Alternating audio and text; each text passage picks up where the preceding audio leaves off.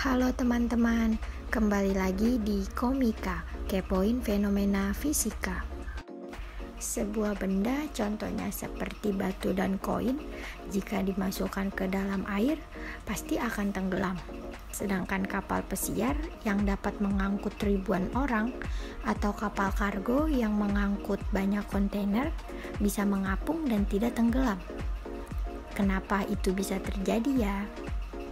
Hal ini terjadi karena adanya gaya angkat yang mendorong ke atas suatu benda. Gaya ini besarnya sama dengan berat air yang dipindahkannya, atau biasa disebut gaya Archimedes. Di samping itu, ada gaya gravitasi yang memberikan gaya ke bawah terhadap suatu benda yang ditentukan oleh massa objeknya. Jadi, jika gaya yang diberikan ke bawah pada benda oleh gravitasi lebih kecil dari gaya apungnya, benda tersebut bisa mengapung.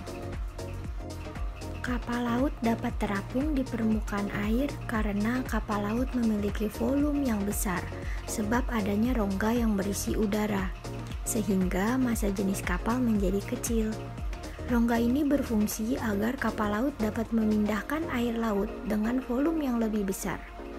Karena gaya ke atas sama dengan berat volume yang dipindahkan, maka dengan adanya rongga tersebut, gaya ke atas menjadi sangat besar. Gaya ke atas yang besar ini dapat menahan berat kapal, sehingga kapal dapat terapung. Massa jenis rata-rata dari volume kapal dan segala isinya termasuk udara harus lebih kecil dari volume air yang sama. Saat sebuah kapal berada di dalam air, ia mendorong ke bawah dan memindahkan sejumlah air yang besarnya sama dengan beratnya. Jika massa jenis rata-rata kapal lebih besar daripada massa jenis air, maka kapal akan tenggelam di bawah permukaan air. Ketika sebuah kapal tenggelam, itu disebabkan oleh air yang masuk ke dalam kapal sehingga memaksa udara keluar dan membuat kerapatan rata-rata kapal lebih besar daripada kerapatan air. Sekian komika kali ini, terima kasih sudah menonton. Sampai jumpa di komika berikutnya.